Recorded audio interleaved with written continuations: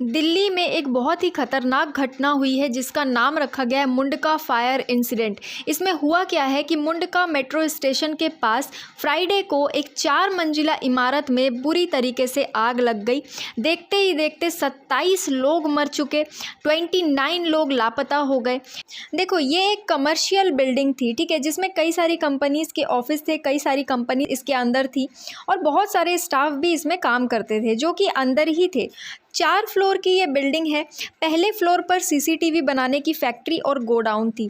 इसमें नियमों का उल्लंघन करते हुए इसको चलाया जा रहा था और इसी मंजिल पे यानी कि इसी फर्स्ट फ्लोर पे शॉर्ट सर्किट होने के कारण बहुत ही भयानक आग लग गई, जिसके कारण कई लोगों की जान चली गई।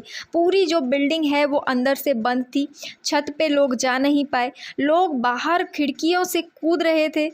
और बोला ये गया कि इस पूरी बिल्डिंग में, समझ रहे हो, 4 फ्लोर की बिल्डिंग और इस पूरी बिल्डिंग में घुसने का और बाहर निकलने का सिर्फ एक ही मेन गेट था, जिसके कारण अफरा तफरी मच गई और लोग समय रहते अपनी जान नहीं बचा पाए। जान बचाने के लिए शीशा तोड़ तोड़ कर वो बिल्डिंग से कूद रहे थे। उनमें महिलाएं भी शामिल थी। दिल्ली की फायर ब्रिगेड के जो ऑफिसर्स हैं उनके हिसाब से बिल्डिंग में फ़ायर सेफ्टी के जो इंतज़ाम होने चाहिए, इतनी बड़ी बिल्डिंग में फ़ायर सेफ्टी के जो इंतज़ाम होने चाहिए वो नहीं थे। इस बिल्डिंग को फायर ब्रिगेड वालों की तरफ से एनओसी भी नहीं मिली थी। बिल्डिंग के फर्स्ट फ्लोर में जिस कंपनी का गोडाउन था वहाँ ज़्यादातर औरतें काम करती थी और आग लगने के बाद बहुत सारी औरतें बिल्डिंग का शीशा तोड़कर ऊपर से कूदने लगी, क्योंकि बाहर निकलने के लिए सिर्फ वही एक दरवाज़ा था और कोई भी जगह नहीं थी, क्योंकि जहाँ पर मेन गेट था उसी सीढ़ी में नीचे ही आग लगी हुई थी, बड़ी भयानक। कहा जा रहा है कि वहाँ पर जनरेटर रखा था जिसमें आग जल रही थी, इसी कारण से वहाँ से लोग निकल नहीं पाए और सीढ़ी भी बहुत सकरी थी। बिल्डिंग का मालिक जो है मनीष लाकड़ा, वो आग लगने के बाद से ही फरार हो गया था।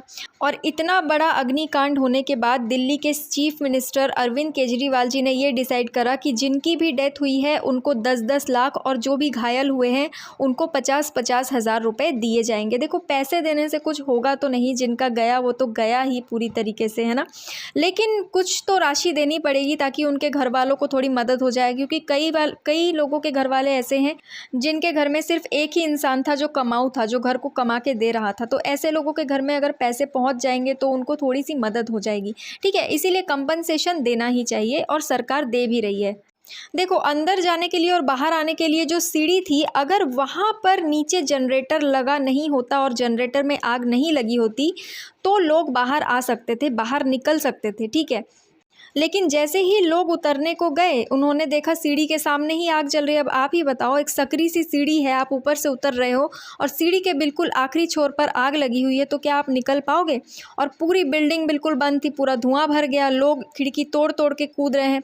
इससे पहले भी ऐसा इंसिडेंट दिल्ली में हो चुका है ना, हमने देखा था। अभी कुछ ही समय पहले भी हुआ था एक ऐसा इंसिडेंट जिसमें कई सारे लोग ऊपर से कूद रहे थे आग लगने के कारण। तो ये आग लगने की जो घटना है ये बहुत ज़्यादा हो रही है, इस पर थोड़ा ध्यान देना चाहिए। कई लोगों की तो ऊपर से कूदने पर डेथ हो गई, जान बचा के आग से भाग रहे थे, ऊपर से कूदने पर ही डेथ हो गई। देखो, बिल्डिंग का जो मालिक है वो तो फरार था और इसी कारण से मालिक के दोनों बेटों को अरेस्ट कर लिया गया था उसी दिन, है ना। अब जिनकी जान जानी थी वो तो चली गई, अरेस्ट करने से कुछ होगा तो नहीं, बट हाँ, इस मामले की जांच बहुत बड़े पैमाने पर चल रही है। अभी बात ये भी सामने आई कि जब जांचकर्ता अंदर पहुंचे बिल्डिंग के अंदर पूरी तरीके से आग बुझने के बाद, तो वो लाशों को जब ढूंढ रहे थे तो उनको समझ में नहीं आ रहा था कि लाश है कहाँ पर, क्योंकि पूरी बिल्डिंग में राख ही राख थी, ठीक है। डेड बॉडीज़ पूरी तरीके से जलकर पूरी राख हो गई थी। तो मक्खियों ने उनकी हेल्प करी, मतलब मक्खियों की हेल्प से उनको समझ में आया कि यहाँ पर डेड बॉडी थी। हुआ क्या कि वो इधर उधर ढूंढ रहे थे, अब उनको समझ में आ नहीं रहा था कि कहाँ पर है, तो उन्होंने देखा कि किसी किसी जगह पर बहुत ज़्यादा मक्खियाँ मंडरा रही है। जब वो वहाँ पर गए और उन्होंने वहाँ पर के सैंपल्स लिए और वहाँ पर उन्होंने थोड़ा छानबीन करा उस जगह पर, तब उनको पता चला कि हाँ, यहाँ पर डेड बॉडीज़ थी, जो जल चुके हैं उनकी बॉडी यहाँ पर पड़ी है। तो मक्खियों ने हेल्प करी, समझ लो, नहीं तो पता भी नहीं चल रहा था कि यहाँ पर लाशें पड़ी है। पूरे भुन चुके थे वो लोग। एक तो गर्मी का मौसम, उसके बाद इतनी भयानक आग, मतलब सोचो उनकी हालत हम सोच भी नहीं सकते हैं।